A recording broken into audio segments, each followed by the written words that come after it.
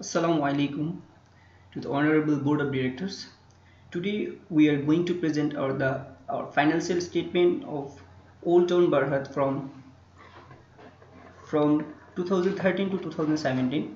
Okay, for making this financial statement, we are working four-person: me, Muhammad Alamgir Hussain, brother Muhammad Arif Harar, brother Muhammad Nuzrul Islam, and brother Muhammad Yasir Al Hamzi. Okay, before starting our final financial analysis, we want to say something about the company profile. You know, the Old Town Berhad company now is one of the biggest company of Malaysia. It has so many outlets in all over the world. Like according to the one of the statistics which has made in 31st March 2016, the group has total chain of 244 cafe outlets, of which 210 cafe outlets are located in Malaysia and 34 in abroad. The group is also engaged in the manufacturing, marketing and sales of coffee and beverages, including instant coffee mix, instant milk tea, which instant chocolate mix. It produces to both local and overseas markets such as Hong Kong, Singapore, United States or America, Canada, Thailand, United Kingdom, Australia and New Zealand. And now we'll say something about the business activities of Old Town Berhad. There are three main business activities of Old Town Berhad. The first one is operation of cafe chain, as I already said you that. And the second one is the manufacturing of coffee and other beverages. And third one is marketing and sales of coffee and other beverages. Okay, now we are going to say something about our vision and mission of Old Town White Coffee. The vision statement. Here is the vision statement. The vision statement should be the Old Town Berhad want to be Asia Pacific leading white coffee brand, providing high quality products to customers in the globally. And here the mission statement also. In the mission statement, they believe that we believe that our people are our main asset. We nurture the community, we delight our consumer with our products, we do our part in saving Mother Earth, we focus on prospering our investors. And later, scope of the study.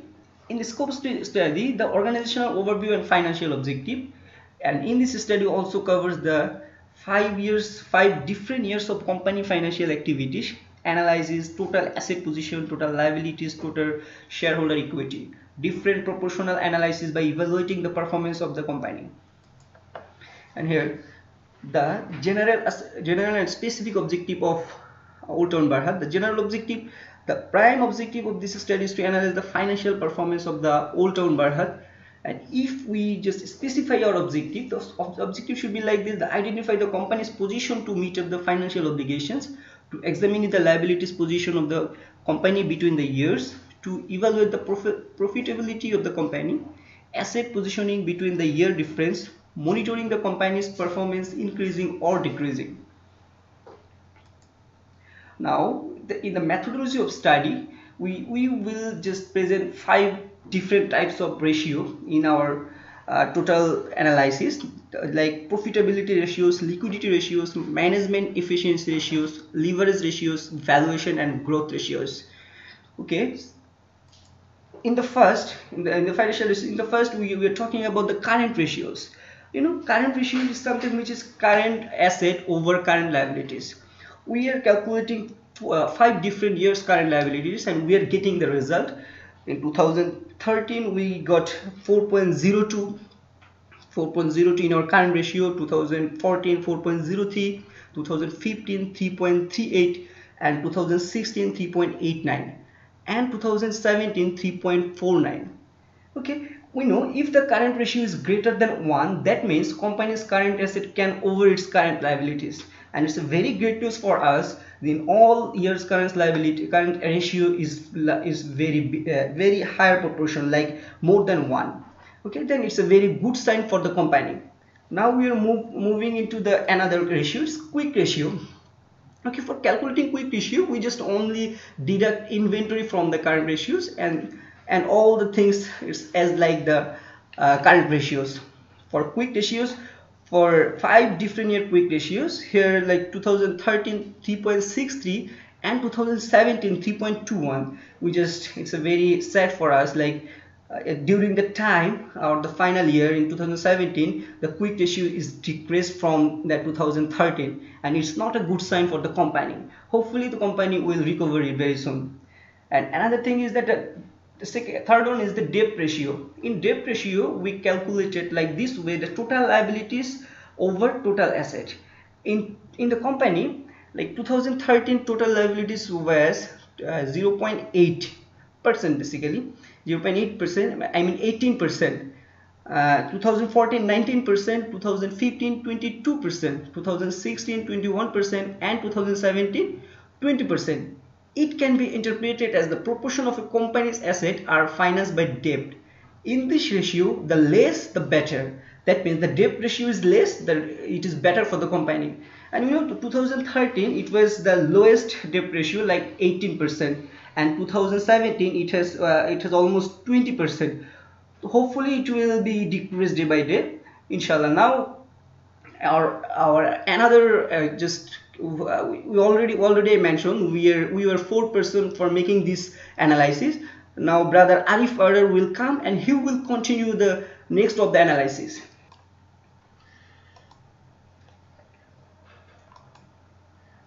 Profitability ratios. And the first ratio in the profitability ratio is profit margin, net income, net sales.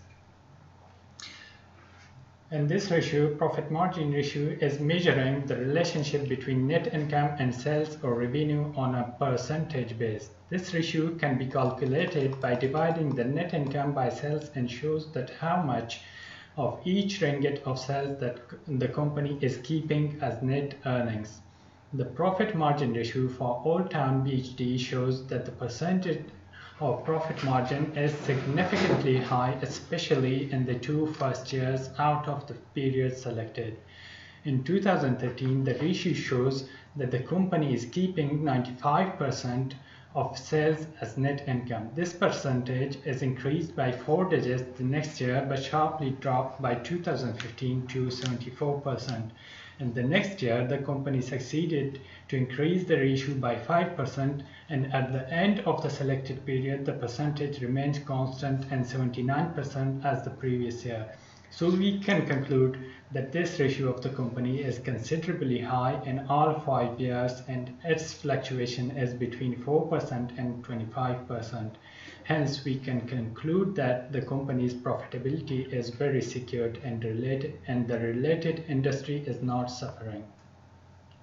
The next ratio is asset turnover ratio.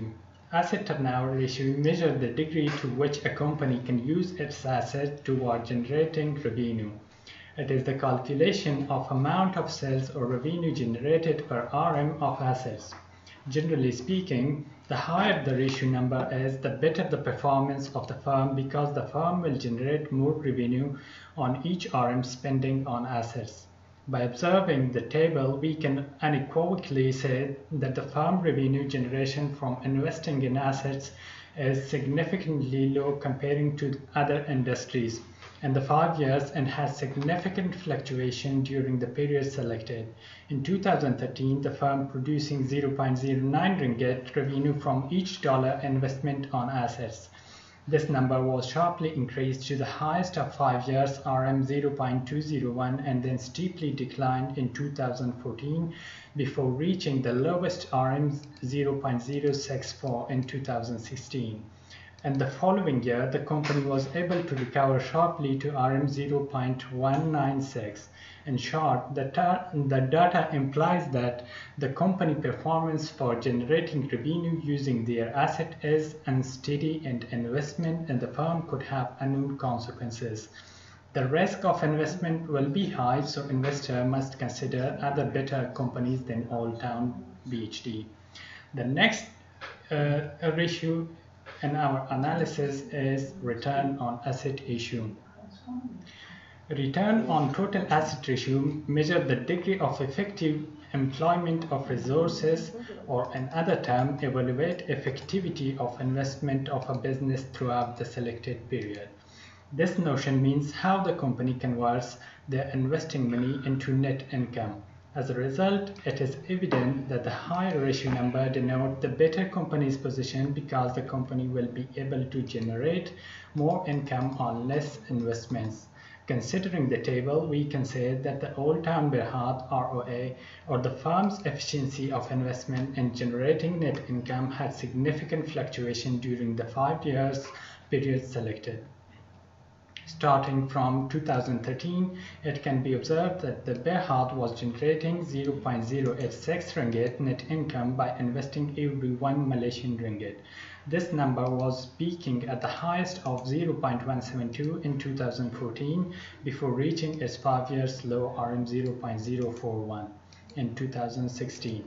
This trend changed dramatically between 2016 and 2017, generating RM 0.123 net income for each RM investment. The yearly changes in the S ratio is significant, and we can say that the investment in the firm considering this ratio will be risky. And next, Brother Nazrul will present the next ratios. Assalamu alaikum. Good evening, everyone. Thanks to give me time, Arif. I'm just trying to introduce about the ratio on the return on equity.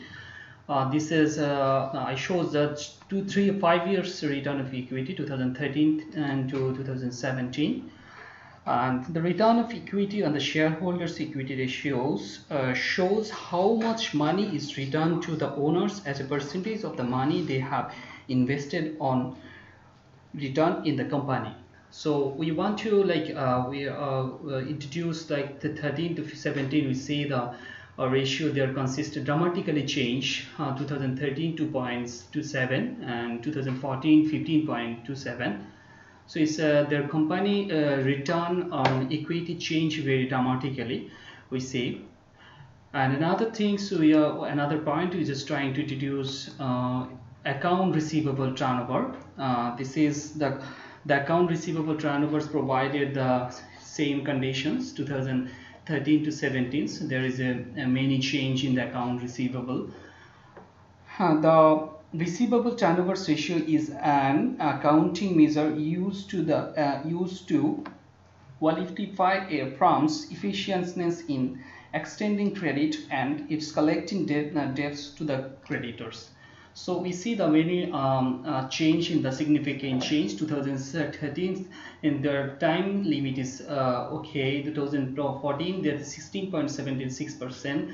2015 is consistently this is okay 13.22. But you say the dramatical change is the 15.15 So we saw the dramatical change in the return of equity. Now another ratio introduced our brother Yasir Ahmad. Bismillahirrahmanirrahim. Assalamu alaikum wa rahmatullahi wa barakatuh. Thank you everybody to give me space to talk. Actually, I'm going to speak to talk about inventory turnover. Actually, as we know, inventory turnover, we have to calculate this in formula. Cost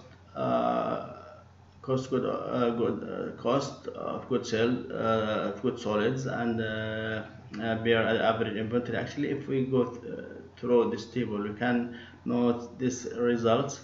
In 2013 we got this result 0.16, and in 2014 0.16, and in 2015 0.18, 2016 0.13, and in 2017 0.08. Actually, if we look at this result, you can see some notes. That's for example, it's like it measures how many times that company's inventory is sold. The higher is the better, means the 2015 is better because it was the higher.